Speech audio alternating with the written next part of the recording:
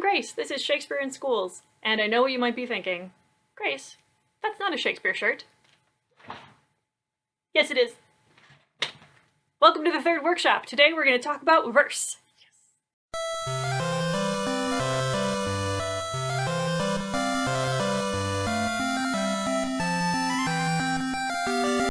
In our last video, we learned general differences between verse and prose, where verse is when a character is speaking in poetry, and prose is when a character is speaking in regular everyday speech. You can also tell a difference between verse and prose by the way they're written on the page. For verse will always be off to the side, and capitals begin at every line. To put this all in verse I sure have tried. Sometimes verse rhymes and sometimes it does not. Whereas when you're reading prose, it just runs across the page. Capital letters begin sentences like normal. This is the kind of thing you'll read in a textbook or an online article. Most of the things you read are in prose, and you can tell because it goes from one end of the page to the other. So what do we mean when we say Shakespeare's verse? Because if we're just talking about poetry, there's a whole lot of different types of poetry, and poetry depends on the rhythm of the language. Did you know all languages have rhythm?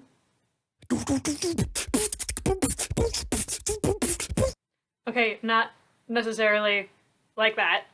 I'm talking about if you write out the rhythm of a language the way a percussionist writes out music, you'd start to notice that different languages have different rhythms. And different languages therefore lend themselves to different forms of poetry. Check out this poem in Japanese. Hira hira to kaze ni nagarete chou hitotsu. Ba da da da da ba da da da da da da da da da. 575. Hey, it's a haiku. Here's the beginning of a poem in Spanish. Yo soy un hombre sincero, de donde crece la palma, y antes de morirme quiero echar mis versos del alma. Yo vengo de todas partes, y hacia todas partes voy. Arte soy entre las artes, en los montes, monte soy.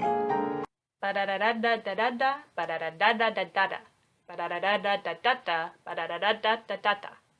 You can tell why this poem has been turned into many, many, many songs. Here's a poem in Arabic. نحن مجتمع يخاف الاختلاف. كلماتي لن تعجب بعضكم أو جلكم أو كلكم أعرف، لكني سأقولها لأني رافض أن أكون من الخراف. نحن مجتمع يرفض الاعتراف أنه مجتمع يعيش التخلف. Yeah, I'm not even gonna try to tap out that rhythm. But you can hear the repetition, right? That's all rhythm is repetition of sound. So he was repeating some words, but he was also repeating some sounds within those words. Okay, here's a poem in English. How can I then return in happy plight that am debarred the benefit of rest? When day's oppression is not eased by night, but day by night and night by day oppressed. Ba-da, ba-da, ba-da, ba-da, ba-da, ba-da, ba-da, ba-da, ba-da, ba-da. That was a sonnet by William Shakespeare, read by Jean-Luc Picard. Sir Patrick Stewart. And the rhythm that you're hearing is the rhythm that Shakespeare wrote in all of the time. It is called iambic pentameter. Don't pass out, we're going to break down what that means. And scholars think that iambic pentameter lends itself to the English language better than any other poetic form. To listen to the rhythm of a language, you have to know how to count syllables, which is maybe something that you did in elementary school.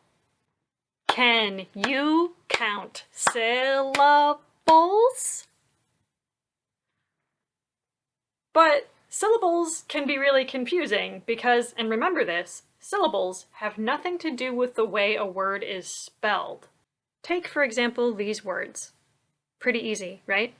Book, desk, chair. They all have one syllable. But what about these words? Bunny, apple, today, You probably guessed it, they have two. So, our brains can be tricked into thinking that it's easy to tell where the syllables are. Check out these words. How many syllables do they have? Say leaf out loud. Leaf. Yep, just one. Does that mean the word leaves has two? Leaves. Leaves.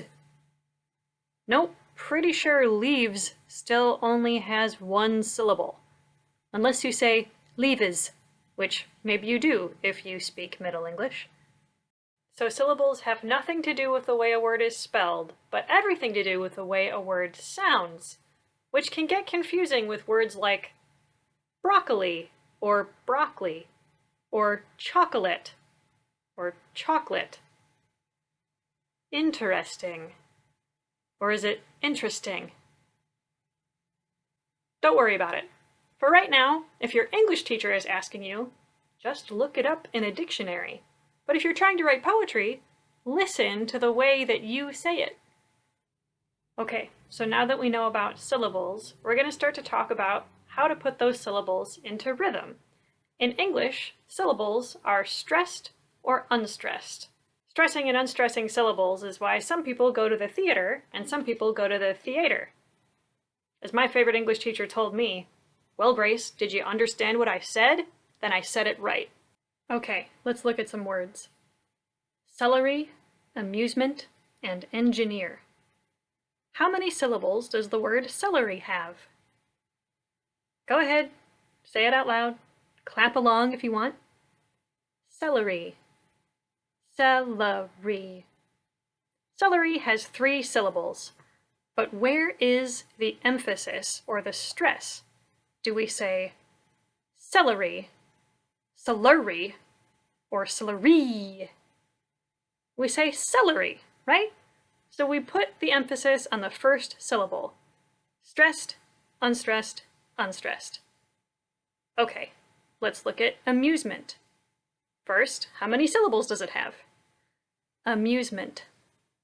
Amusement. All right, sounds like it has 3, right? Do we say amusement, amusement, or amusement? Well, if we're not French, we say amusement, right? So that stress is in the middle on the second syllable. Unstressed, stressed, unstressed. Okay, I think you know where this is going. Engineer has 3 syllables. Do we say engineer, enginer, or engineer? Yep, unstressed, unstressed, stressed. Shakespeare used these unstressed and stressed syllables to create a rhythm, and that rhythm is called iambic pentameter. To understand iambic pentameter, all you really need is to understand syllables and stress, which we've already gone over. So an iamb is a unit of poetry. It is 2 syllables, the first one unstressed and the second one stressed. Pentameter you already know, because the word penta is in it. How many sides does a pentagon have? 5. And meter just means per line of poetry. So iambic pentameter means 5 iambs per line of poetry. So without any words or meaning yet, just tapping out the rhythm, iambic pentameter sounds like ba-da, ba-da, ba-da, ba-da, ba-da. That's it. 5 iambs per 1 line of meter. If you're a musician, you may have noticed that this looks a lot like a musical staff. Well done! We are talking about beats and rhythm rather than words and sentences. So, 1 iamb isn't necessarily a word, and 1 line of meter isn't necessarily a sentence. But let's look at an example to show you what I mean. If music be the food of love, play on. This is the first line of Shakespeare's play Twelfth Night. What are the first 2 syllables of this line? If mew, right? We're not talking about words, we're talking about syllables. The second 2 syllables would be sic be. The next, the food of love, play on. Now this phrase is separated into measurements of 2 syllables. Is the first unit of 2 syllables an iamb? Well, let's look at the word music. How many syllables does it have? Music. 2. Where is the emphasis? Music or music? I listened to some music today, or I listened to some music today. We say music, so the emphasis is on the first syllable. The word music by itself is not an iamb, because remember, iambs go unstressed, stressed. But we can put it into a line of meter so that it helps the other iambs make sense. Because the word music starts with a stressed syllable, you can put it in front of the word if and create an iamb. Unstressed, stressed. If mu. The second syllable in music is unstressed. Remember? Music. So we need another stressed syllable to make another iamb. If mu, zik be. That works. By now you've probably guessed it. The rest of this line of meter all has 1-syllable words. So let's just try it out. If mu, zik be, the food of love, play on. Look at that. Iambic pentameter. 5 iambs in 1 line of meter. This structure is really expressive, and Shakespeare used it all the time. But soft, what light through yonder window breaks? That's a line from Romeo and Juliet. Now is the winter of our discontent. That's from Richard III. This structure lends itself so nicely to the English language that sometimes we use it when we're not even thinking about it. We hold these truths to be self-evident. I'd like to go and get an ice cream cone. English just kind of plods along like this anyway, so shoving it into iambic pentameter takes some finesse and some time, but eventually it becomes second nature. I promise it's not rocket surgery. Hey Yorick, are you writing your next play in iambic pentameter? Writing in iambic pentameter is about making words fit into a rhythm. 1 line of meter doesn't necessarily have to be 1 sentence. A sentence ends wherever your sentence ends, wherever your thought stops. 1 line of meter always has to be 5 iambs. Let's look at a speech. For God's sake, let us sit upon the ground and tell sad stories of the death of kings. How some have been deposed, some slain in war, some haunted by the ghosts they have deposed, some poisoned by their wives, some sleeping killed, all murdered for within the hollow crown, etc., etc., etc. Let's watch somebody act that better.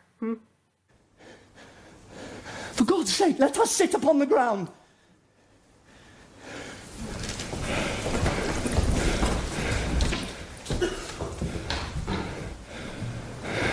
And tell sad stories of the death of kings.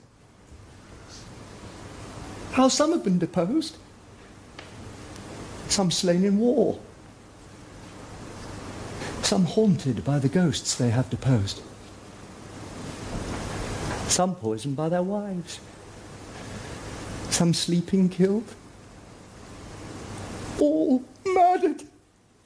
See, I told you Richard II stays in meter the whole play. If you are in the discussion section, I will be having you write your own lines of iambic pentameter in modern English. Don't worry, it's a lot easier than it sounds. Thanks so much, see you next time.